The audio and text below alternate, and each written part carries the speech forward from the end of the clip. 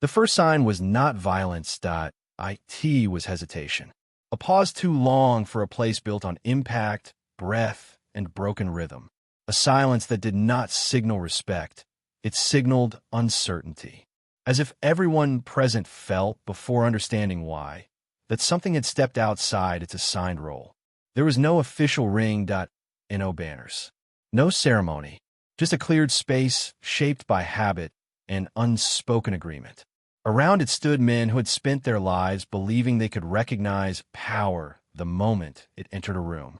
Fighters, trainers, watchers who had seen bodies fail and reputations collapse.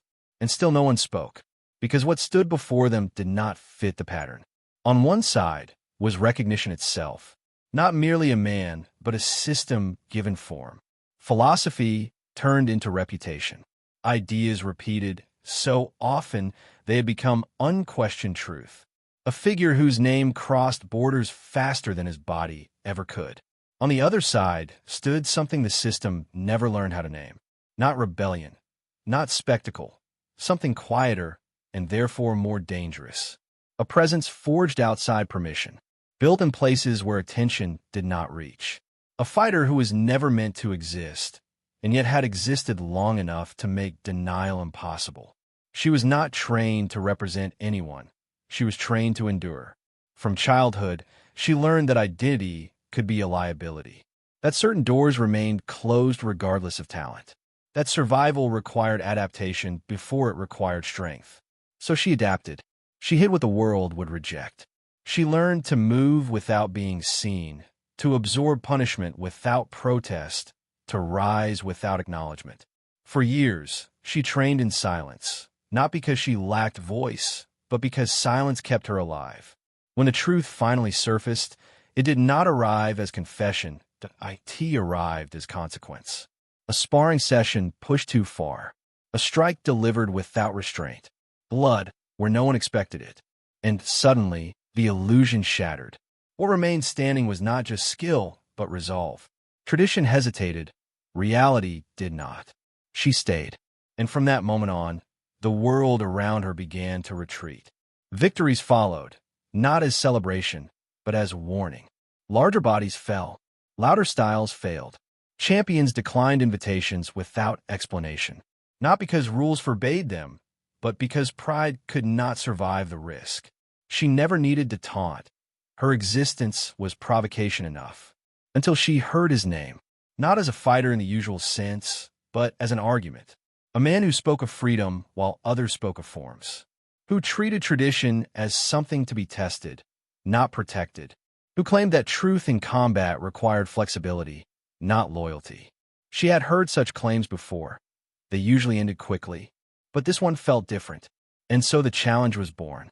Not as insult, not a spectacle, as a question that should never have been asked, and once asked could not be unanswered. When a message reached him, it carried no threat, only reflection. Accepting meant surrendering control of the narrative. Refusing meant betraying everything he taught. There was no safe decision. He understood that immediately. While others calculated reputation, he considered coherence. He considered what it meant to speak of truth without exposing it to something uncontrollable. He considered the weight of facing someone the system preferred to pretend did not exist. He accepted no cameras, no sponsors, no audience hungry for outcome. Only witnesses, just enough for silence to remember. When they finally stood across from one another, there was no theatrical tension, only recognition. The kind that bypasses gender, fame, and expectation. The kind that measures discipline by the body that carries it. Before a single strike was thrown, assumptions had already collapsed. The exchange began without urgency. She advanced not to dominate, but to test. He responded not to assert, but to observe. Each movement stripped away illusion. Each breath recalibrated distance. The loudest sound was not impact. It was breathing. Rounds passed without dominance. Only adaptation. When force appeared, it was restrained. When aggression surfaced, it was met with precision. Neither sought humiliation. Both sought clarity. Fatigue arrived. It always does. and with it, honesty. When it ended, there was no fall, only exhaustion shared equally. No one moved, because no one knew how to label what they had witnessed. It was not victory. It was not defeat. It was something far more unsettling. Balance. They bowed, deeply, not to an opponent, but to the path that shaped them. Later, they sat on the floor, exchanging technique, experience, failure. Not as icons. As practitioners, they left without statements, without records, without permission for the story to exist. And that may be the most important part. Because to this day, some insist it never happened. Others claim it happened differently. Many prefer not to speak of it at all. Yet the story survives. Not because it proves anything, but because it disturbs. Because it suggests that power does not recognize gender. That philosophy without risk is decoration. And that sometimes the greatest threat to a system is someone willing to exist without asking to be allowed. What followed was not escalation. It was restraint under pressure. The second phase did not announce itself with louder movement, but with smaller ones. Shorter steps, narrower angles, breathing that no longer followed rhythm, but necessity. The kind of breath that exposes what technique can hide. She adjusted first, not out of fear, out of intelligence. Her strikes began to arrive with delay, not speed. Each one designed to force a response rather than secure damage. Testing reactions, mapping distance, watching how his weight shifted before his eyes moved, watching how he recovered balance before impact even landed. He noticed, and instead of retreating, he simplified. No flourish, no philosophy spoken aloud, only subtraction. What looked like calm was not comfort. It was control under erosion. Every exchange removed margin. Every second demanded decision. The space between them shrank until footwork became irrelevant and intention became visible. Silence pressed in. The observers, men trained to cheer dominance, stopped reacting. Their bodies leaned forward unconsciously, as if proximity might grant comprehension. Some held their breath without realizing it. Others swallowed repeatedly, trying to process why nothing decisive was happening and why that felt unbearable. Because uncertainty is harder to watch than violence. She stepped in close enough that retreat would mean surrender. Clinch distance, where strength usually asserts itself, where size claims authority, where most fights become crude. She expected resistance. She found patience. His frame absorbed contact without panic. He yielded just enough to remain present. When pressure increased, he didn't answer it. He redirected its expectation. The moment she committed, the moment weight transferred fully, she realized she was being read. And that realization arrived too late to ignore. For the first time, her advance hesitated. Not because she lacked confidence, but because she sensed consequence. He did not exploit it. That was the unsettling part.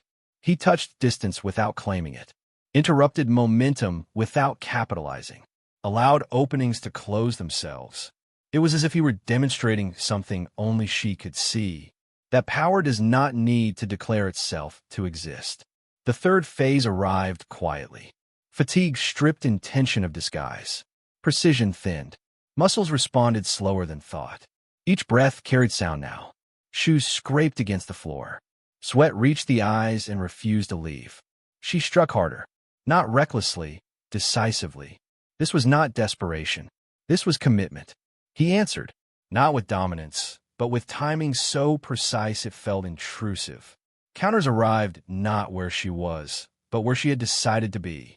Each contact reminded her that speed was no longer the variable. Awareness was.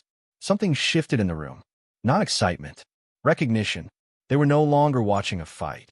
They were watching two systems attempting to resolve each other without collapse. No crowd energy fed the exchange. No ego framed it. Just consequence unfolding. By the final moments, neither fighter sought advantage. They sought honesty. They met in the center, exhaustion visible, restraint thinning. Strikes landed, not clean, not catastrophic, but undeniable. Marks appeared. Breath shortened. Still, neither retreated. When it ended without punctuation. No fall. No celebration, just stillness. They stood there longer than protocol demanded, as if waiting for something external to validate what had occurred. Nothing came, so they bowed, deep, unambiguous. And in that bow was the only conclusion the moment allowed. This had never been about winning. Afterward, away from the witnesses, something quieter happened.